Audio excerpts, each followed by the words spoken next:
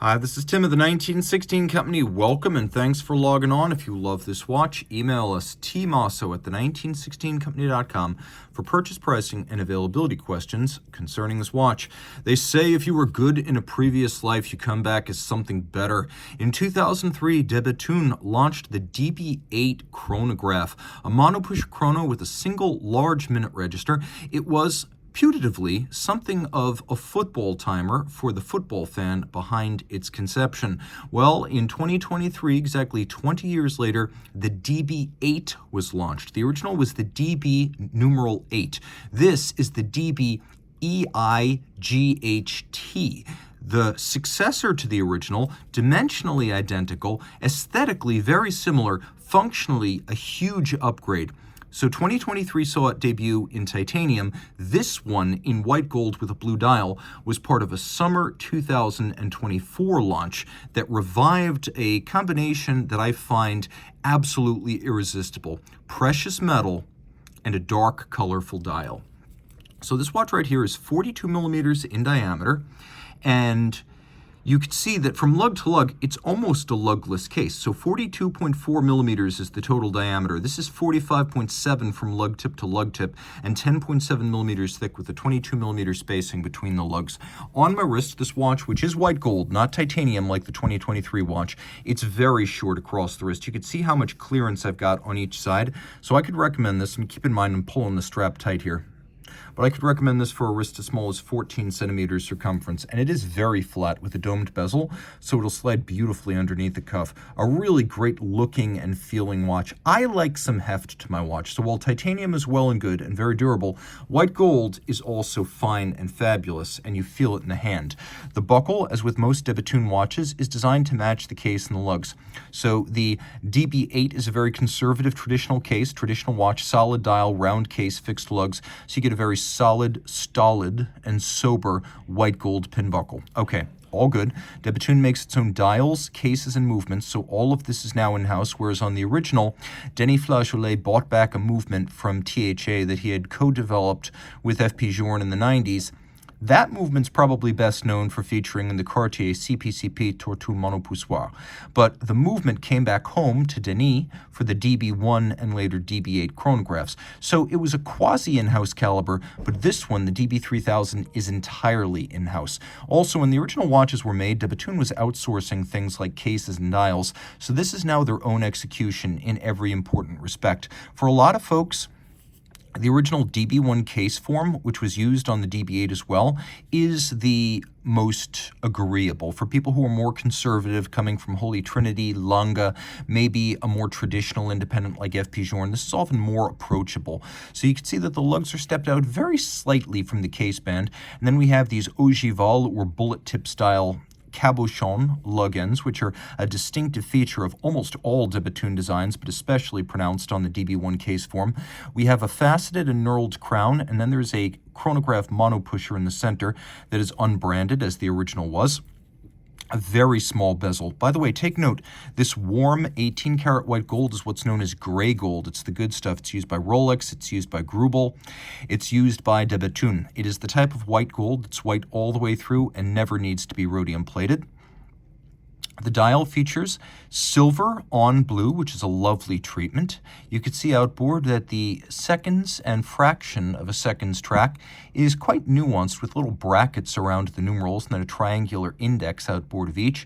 We have a lovely Breguet style Arabic numeral font because these DB1 series cases and dials were always very traditional. Note the use of two different guilloche patterns on the center dial, which is a rosette, and we have sort of a vague or a écaille de poisson for the sub-minutes display. Now this is where things change a little bit compared to the original. The original DB8, which was often called a soccer timer, featured a 45-minute minutes hand and minute display. This one is 60, so it's much more flexible and it gives you a true overview minute by minute of the hour elapsed. You'll also note that there's a dental style pattern that separates the matte of the outer dial from the rosette of the inner, so the nuance here is exceptional. We have hands, which are beautifully polished, lancet style counterweighted for chronograph seconds, and feuille or leaf style for hours and minutes. Also, you can see right here, let's take a quick look so we don't miss this. you'll want to note that when the chronograph rolls over, we have an instantaneous jumping minute hand. And note the counterweight. It features a small serration in its outer face. God is in the details here, and this watch is almost all dial, as the bezel is just sort of a silver halo that fades to the outside.